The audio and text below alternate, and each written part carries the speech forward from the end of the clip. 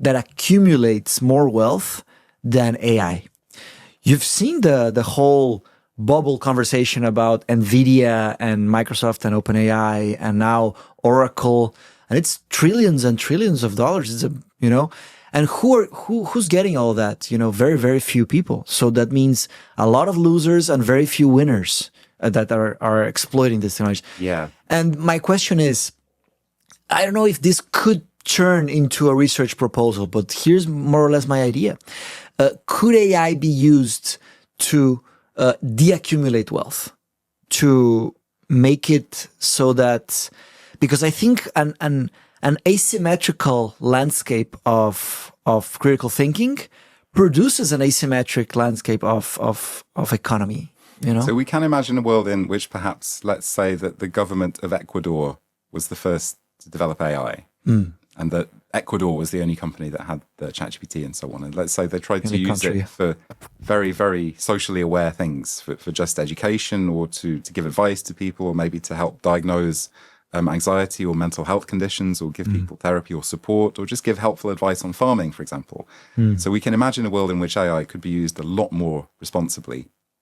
A lot of the reason it isn't at the moment is just because it's a very good way to make money. So there's a lot of very irresponsible things you can do that people are very happy to pay for. We don't have any regulation at the moment regarding that. So there's definitely a lot of ways in which AI could be used a lot more helpfully. But would that have to be a business for it to work? Because it's expensive to make AI. I think it would require consensus from lots of different parts of the community. So we don't, at the moment, we don't have a unified approach to how we use AI. Yeah. Everyone uses it for work. Many people use it for recreation, but we don't have a unified idea on whether it's good or not. That's one of the reasons why we all love to talk about it so much. Just like when TV came out, when the internet came out, we love to talk about these new technologies and work out as a race, or as a community. As communities, yeah. Whether it's the local community or the country or the human race as a whole.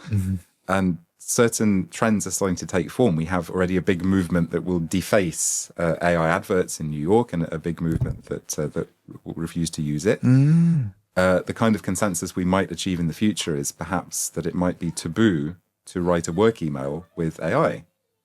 To write a what? To write a work email. It might be seen as slightly rude to do this. Yeah. So we may move back to a world in which all of the emails are AI. So maybe we'll start phoning people again.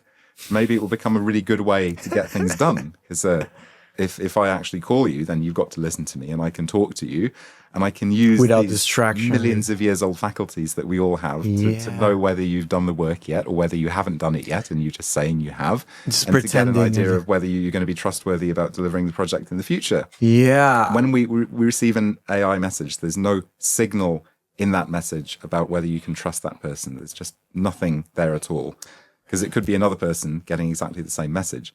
And one of the main reasons that we use communication, going back to evolutionary history, is to try and work out who is manipulating us. A lot of the reason that we have intelligence, a lot of the reason that we have intelligence is to defend against, say, the monkey that would say, "There's food over there," and all the monkeys would run over there, and then he would go to where the food really was and use it himself.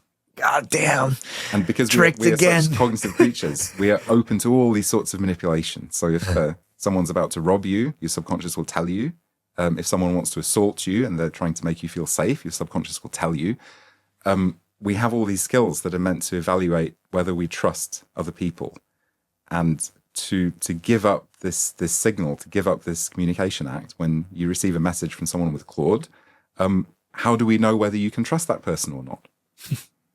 On the article you sent me a few days ago about from the Guardian, I suppose it was those admission officers that have to interview people to get them into college, and she mentioned, I believe it was a she, that some people were like turning off their cameras and looking to the side and looking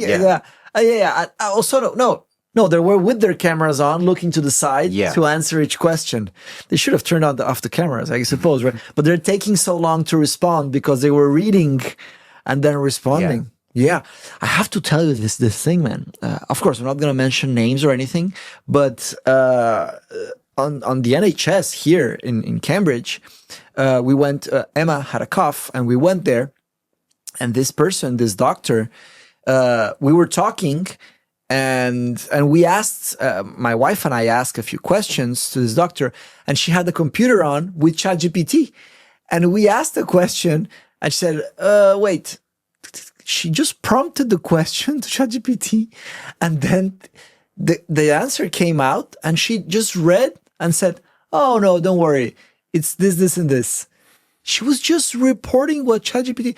Well, GPs have a very challenging job because they have to know everything about all sorts of different parts of medicine, and so we can't expect them to know all of that. Okay. I was once a bit disturbed by the GP looking up in the big red book of drugs what the drug she was about to prescribe would do, but that's of course completely fine. Of course, the book. Depending on what she was asking ChatGPT in this case, you would think you'd be more or less worried, but it was probably okay. And GPs, I think, at the top of the list for it's okay to get help because they're so overworked and they're so and here's on their time.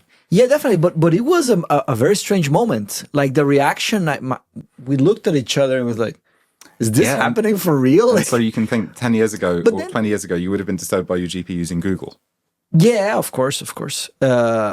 Still, I would be disturbed, I guess. But then again, she has the training, you know. She is going through all the years of training in a very high-level university. She knows how to contextualize that information when she receives it. She knows how to, if it says something that's clearly out of line, an alarm bell will go off because she's got the instinct. Exactly. But you don't get the instinct without making mistakes, without actively making mistakes. But this is the first world. We live in a great country. Of course, there's many bureaucratic checks and balances for her to get there. But I know other countries that don't have any of that. And I know of people that just, they can print out a diploma, paste it on the wall. Yeah. Welcome to I'm a doctor. And then they use that. So it would be kind of a similar scenario, but just brutal use, So should people be skeptical when their doctor uses it? It depends, would be the answer. Right. It depends. It's just one of the ways that you'd use to work out whether you can trust your doctor or not. Maybe we assume that we naturally would trust our doctor because, of course, they've gone through a lot of training. Yeah. And as it will take the medical profession a few years to work out how to integrate this properly. Yeah. But we got to say what Geoffrey Hinton learned. Geoffrey Hinton used to think that deep learning, which is what we used to call AI, would replace radiologists, but then he actually changed his mind after 5 years after talking to lots of radiologists. Wow. He realized that one of the key purposes of a radiologist is to comfort you as you're going into the x-ray, to explain what the x-ray is to the patient, and just to follow up and ring up other people in the hospital to make sure that their treatment continues to progress. None of which can be done by a deep learning model that can tell you what's going on in the scan, but it can't do any of the other stuff that we expect from radiologists. And indeed, radiology it's a fun career. It's not one of these horrible careers where you just sit in front of a keyboard all day. There are lots of other things that a radiologist does as well, going around the hospital, having relationships with people, talking to colleagues, talking to patients. So these are all things that we need people to do as well, just the personal part. Yeah. And of course, there's another conversation that we're going to have, many conversations across the years, but about robots, because then some other clever engineer is going to say, "Oh, let's let a robot do that part," right? And then we'll have essentially Claude running around pulling on our shirts saying, "I want you to do this." Yeah, man. And then we have the social robotics conversation, like the robots are going to target humans, and that's a whole nother can of worms to discuss. But at least at the moment, all of this stuff is still safely in silico, trapped inside the computer, and we still have the option to not talk to it if we don't want to. Yes, we do. Imagine you have it 7 a.m. and the robot is grabbing you by the shoulder and get up. Get up, you're late, man. Your alarm clock. Get up, drink this coffee, you'll get in your car. And then the car drives you to work. It's like... And then Claude does your work for you. And... Yeah, and you're just there like, what do you need me? Just delegate everything. Well, I think this would be a good life as long as we can go down to the 1 day week. Yeah, man. I'm sure you've read about, I don't know if you have research about universal basic income. Because there's a big conversation to be had there, right? Like I was reading about it, and it's the universal basic income would be like a fixed amount per month, independent if you are like of your age, of your gender, of your social status. You just get an amount per month.